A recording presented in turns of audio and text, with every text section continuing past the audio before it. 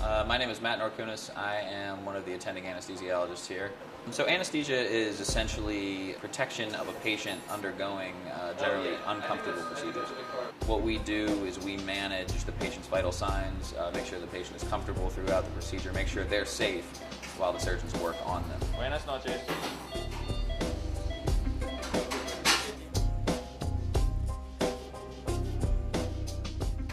Okay, so this young lady we have here, had her ankle repaired with with some screws and some plates. Put some hardware in there. Her ankle is healed, so we now need to just take the hardware out. So we're going to put her to sleep. We're going to do a general anesthetic. We're putting on monitors as we do for all of these cases first, and we're going to put her up to sleep real soon. We've given a little bit of a sedative. We've given some narcotic.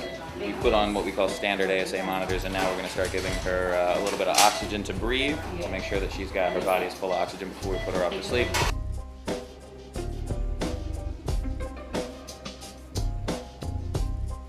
Sit down. Now we're going to wake her up. We've shut off our medications. We're not giving her anything else to keep her asleep. So that's what we want. So if she lets you take that out, take it out. If she doesn't, leave it. Time to move on to the next.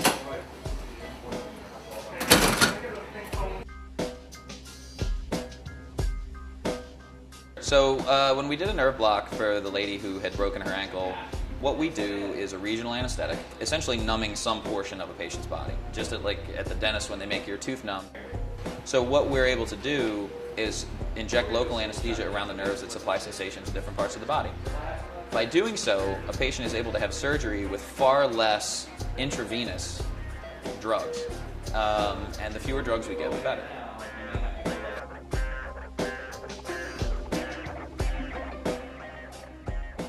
You do have to read the resident. You have to read not only what you know about their clinical knowledge, but also just their general, their body language, their level of comfort with a case, their understanding of what that case requires. And a lady who's got some pretty good meat on her leg, you almost that's one portion of what we manage, but then we also have to make sure that the patient is safe. And really, that's the ultimate goal for the procedure, is to make sure the patient is okay. So that comes first. And if I ever get into a position where I feel like the resident isn't ready for something or not comfortable with something, I always step in to make sure the patient's safe, because that's really the end point. Semimembranosus, semitendinosus. Yeah, that's right. You're right. There's definitely a huge psychological portion of anesthesia. When we don't know our patients.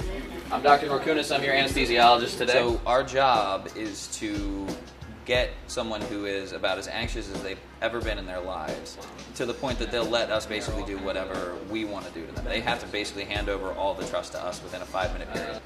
Now, we do have medications that makes that a little bit easier occasionally, but you do have to have a genuine interaction with these people, and it's important that your patients trust you, and it takes a real skill to be able to get somebody to trust you to the point that you take their lives in your own hands after meeting them for 5 minutes. So you're here to have that fixed.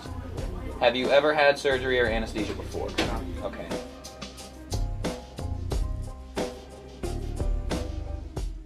This is a kid.